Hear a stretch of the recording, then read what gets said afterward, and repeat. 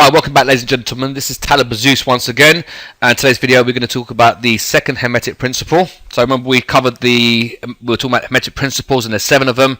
We did the video previously on the first one, which is mentalism. Now we're going to go into correspondence, which is the second one. As above, so below. As it is in earth, as it is in heaven, so shall it be on earth, and so forth. As the planets align and make different things happen, it also happens here on earth as well, and we feel it in ourselves and in our body. You know already that the moon controls the tides, because it controls water. We're mainly made up of water, so we know how the moon affects us, and that's why Hindus observe Ekadashi, where they refrain from things like grains and coffee and bread and so forth, so they're not so affected by the outcome of these things, of these emotions that the moon creates during the different waxing and waning phases. Also the planets as well, as they line up. So if you guys are into astrology at all, which I imagine you will be, I will be doing videos on astrology as well. It's a deep subject that we need to go into. It's important to understand astrology. As they say, know thyself. This is important, to know thyself. When you know thyself, life becomes easier as well. You'll see why it does as well, because you start to understand a bit more about you and why you do certain things and why you don't fit into certain things in society, or why you fit so well in certain things in society as well. And relationships, work and so forth. But anyway, sticking on point here, as above, so below.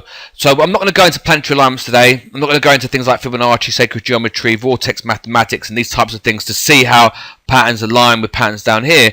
I want to go into something that we can use, more practical, and also follow on from the previous video, because we were talking about mentalism. All is mind, and all it is mind.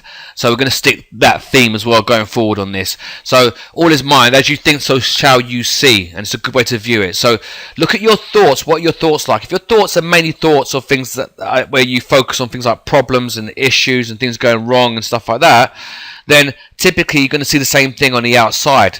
Now some people will say, yeah, but Talibah, come on, some things are negative and some things are positive, right? But I'm going to say, hold up a minute, young buck, young lion. The truth is that it's how you view it is how it will be. I'll give you an example. You know, you can look at somebody and think this person is the most attractive person in the world, and somebody else looks at them and says they're not the most attractive person in the world.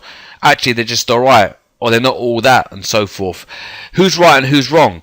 You both are, because it's as you think, so shall it be, right? Because if you think that person is, then they are. And if you don't think they are, then they're not. Right? That's a very basic way of putting it. But the same thing within your mind and your thought process, your thought processes. So, for example, let's look at a really practical example. Let's look at the body, the human body. Now, if you think that you don't look good, and this is typical of people that are gym nuts as well, really typical one. You know, and those of you here that train will know this. Look at someone that never works out, never goes to the gym. They get gym membership, they go to the gym, they start training. All of a sudden, they think they look like Arnold Schwarzenegger. You look at someone who's been training for years that works out hard. They look in the mirror and they think they look skinny. They don't think they're big enough, right? As you think, so shall you see. It's as you vision it. So let's look at the concept of this. Let's look at health and sticking on that health side of things. Someone develops a disease and gets ill, for example, yeah, and gets cancer. Now you would say that's not a good thing, that's a bad thing, that's negative, right? And you can say, well, yeah, it is. But it all depends how they see it. If that person sees it as negative, then it's negative. But if the person sees that as a wake-up call, that they've got to sort their life out and change their lifestyle, and they do, and as they do, they start to realize, actually, do you know what, I've been thinking very negatively, I've been consuming a lot of junk, I've been living a really bad lifestyle and abusing my body, no wonder why it's given up on me. And they start to change things in their life and start to feel better, and they get new vigor for life. On top of that, they then discover a way that they can be more healthy, and it's more effortless, and what they can cut out, they realize they can cut certain things that they don't need. They were going to McDonald's every week or something, they can cut that junk out all of a sudden. These people learn a lot about health, and now what do? They start to then pass or impart that same information to other people, and then they put a program together, and then they start teaching kids in school, and they start teaching their family, and they start improving other people's health as well, and other people's lifestyle start to improve, and their health improves from following what this person's taught them. Now would you say it's positive, would you say it's negative? You see? So it's not quite as clear cut as something is just black or white, positive or negative. It's not. And in fact, as we get deeper into the Hermetic principles, you will see there's no such thing. There's just different degrees of the exact same thing. There's not, this is positive, this is negative, this is good, this is bad. As a matter of fact, if you look at the story of the book of, the story of the Garden of Eden with Adam and Eve, that God said to Adam and Eve, don't eat from the tree of knowledge, right? This is the tree of good and evil, where they knew they'd find out what would be good and what good and evil is. And once they found that out, they were banished from the Garden of Eden and so forth. Because if you know what good and bad is, what comes with good and bad? Thinking for something's good or bad, positive or negative, has to come judgment. Judge not lest you be judged. I'm quoting the Bible here a little bit, but the Bible's an amazing book. And I'm not religious, and you guys know this, right? But let's not dismiss it. I don't dismiss any religious books, no matter what they be. Whether you're looking at the Kabbalion as well, that's a religious book, right? So don't think just because they're not sitting there in churches and stuff like that, it isn't. All these things are forms of religion. Kabbalion, you got the Bible, as in two bulls, Bible. We'll go more into these types of things as well and look at language as well. But initially, in the meantime, you got the Bible, you got the Quran, you got the Torah. They even got the tarot cards and stuff like that. And the tarot is a bit deeper, but it also comes from the same word. As well, but sticking on point and not drifting off too much with things. So it's how you view things. So actually, you don't have to view things as positive or negative. You could just view them as they're for you, and this is the best way to do it. So as you think, so shall you see. So start to think, this is for me, whatever it is. It doesn't matter what it is. So I'll give an example, right? So let's say that you get out of bed, and as you walk around the corner, you bump your toe on something, right? And it's going to hurt. You're going to be like, ow, that hurts. And that's not going to make you too happy, is it? And then you think, well, how was that for me? I bumped my toe. How was that for me? You're talking nonsense now. Make sense of this, right? That's what you're thinking right now, because I'll be thinking the same thing. So it makes sense of this for you, right? The reason why you bumped your toe is because your thoughts are misaligned. That's the universe giving you a little nudge and saying, listen, your thoughts are out. Your thoughts are out. Your thoughts are out. When you have little things happen to you, you cut yourself, you bump your head, you have a little knock here or there, this is the universe just warning you and saying to you, your thoughts are out. What you're thinking isn't for you. Yeah? Start to adjust your thoughts. Start to adjust your thoughts, right? Same thing. So everything is for you. Start seeing it's for you. You get fired from your job. It's for you. But that's not a good experience that I'm having. No, but possibly it's leading to a better experience. And here's something else to remember. How do you know it's not a good experience? In other words, how can you appreciate a good experience unless you know it's a good experience? And to appreciate good experience and know it's a good experience because you know what a bad experience is, and therefore you've got to experience the bad experience. There's all experiences anyway, right? So now your experience is this. Your experience is actually me getting money is good and me losing money is bad. Well, you need to have the contrast there also. You need to have one and the other. And again, this ties in with law of attraction, which will go into law of attraction, which we are going into law of attraction right now. This is why I'm giving this to you, so you can understand law of attraction in a better way. Because a lot of the information put out there is very basic. In many ways, it's almost like something's not quite there because people don't understand, because they're not looking at themselves enough.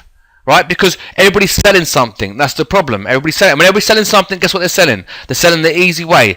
If someone's selling you something, they're never going to turn around and say to you, look, let me say this book on law of attraction. Read it, because the process is going to be really difficult. You'll never get it, because no one's going to buy it. But if I sell you the process of law of attraction, say to you, listen, buy this law of attraction process, because it's so easiest thing you're ever going to do, chances are you're going to part of your money to do that. More so than if someone tells you that it's not. Yeah?